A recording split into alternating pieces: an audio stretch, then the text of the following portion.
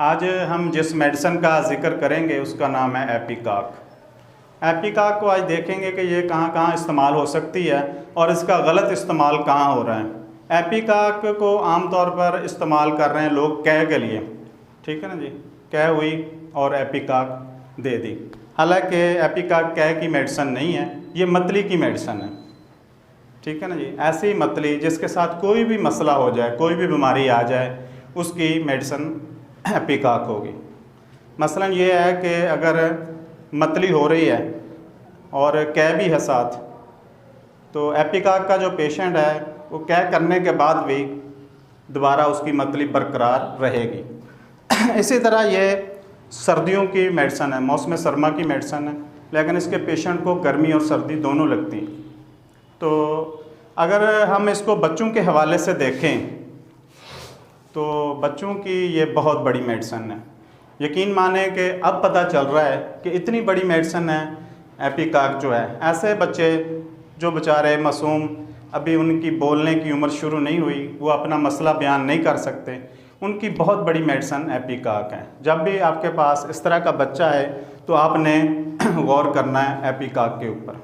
एपिकाक छाती के हवाले से देखें, जिस बच्चे की छाती ख़राब हो चुकी है तो वहाँ अक्सर हम एंटमटाट देते हैं, ठीक है ना। वो भी बहुत अच्छी मेडिसिन है क्योंकि उसमें बलगम का अखराज नहीं होता, ठीक है ना जी। वही सिम्टम मिल रही होती हैं, लेकिन एपिकाक भी बहुत बड़ी मेडिसिन है। एपिकाक और एंटमटाट मावन अद्वियात में से हैं। अगर दोनों की सिम्टम आपको समझ ना आए तो वहाँ आप दोनों इकट्ठी भी मिला के दे सकते हैं, उसमें कोई हर्ज नहीं है क्योंकि मावन अद्वियात में से हैं। तो बेहतर तरीका ये है कि एक वक्त में एक मेडिसिन दें, ठीक है ना। ये उस सूरत में है जब आपको बात कोई समझ में नहीं आ रही। इसके अलावा बच्चे का पेशाब रुक गया है, उसके स्टोमिक प्रॉब्लम्स आ गए हैं, ठीक है ना जी, तो आपने एपिकाक पे गौर करना है और 30 ताकत में इसको यूज़ करवाना है, ठीक हो गया। जब ये बात समझ गौर करना है आपने एपिकाक आज के बाद। इसके अलावा अगर देखते हैं एपिकाक, ऐसा पेशेंट मरीज़ जो आके कहे कि डॉक्टर साहब मैं सालन के साथ जो है खाना नहीं खा सकता, रोटी नहीं खा सकता क्योंकि उससे जलन शुरू हो जाती है, ठीक है ना जी, सालन बिल्कुल मैं इस्तेमाल नहीं कर सकता, तो आज के बाद आपने एपिकाक 200 देनी है और उसका फिर रिज़ल्ट देखें, इंशाअल्लाह मायूसी नहीं होगी।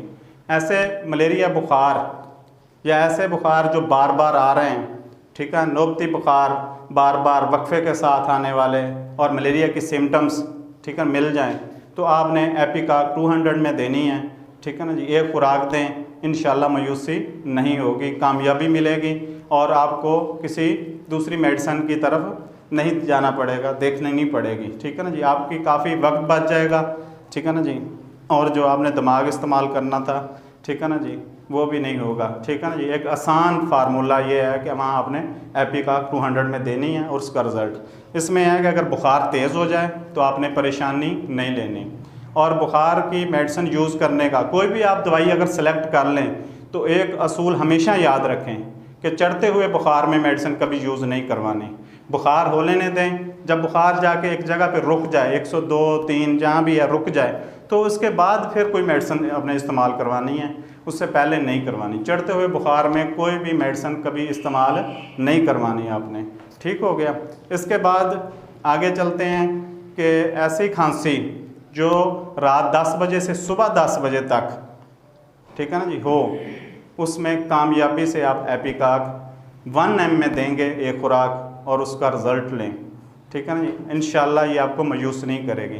पुरानी खांसी, ठीक है ना जी, बहुत ज़्यादा जो मसाइल पैदा करने वाले और साथ दमे का प्रॉब्लम्स जिस तरह सिम्टम्स आ जाती हैं, अगर क्रानिक हो चुके हैं तो ये रिलीफ देगी। इसके बाद आपको और मेडिसिन की तरफ देखना पड़ेगा। उसकी वजह क्योंकि ये हाद अमराज की मेडिसिन है, क्रानिक डिजीज़ ठीक नहीं करती बहुत ज़्यादा, जो पुराने मसाइल हैं उनको नहीं है, क्योंकि ये 7 से 10 दिन की मेडिसिन है, ठीक है ना जी। आपने इससे रिलीफ ले सकते हैं इस मामले में।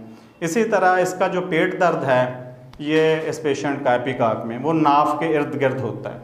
ये एपिकाक की ये सिम्टम्स भी आपने जहन में रखनी है। तो इंशाअल्लाह अगर इस हवाले से अगर आप देखेंगे, ठीक है ना, एपिकाक को इस पर गौर करेंगे तो आपके काफ़ी पेशेंट जो है वो ठीक होना शुरू हो जाएंगे। शुक्रिया जनाब, मेहरबानी।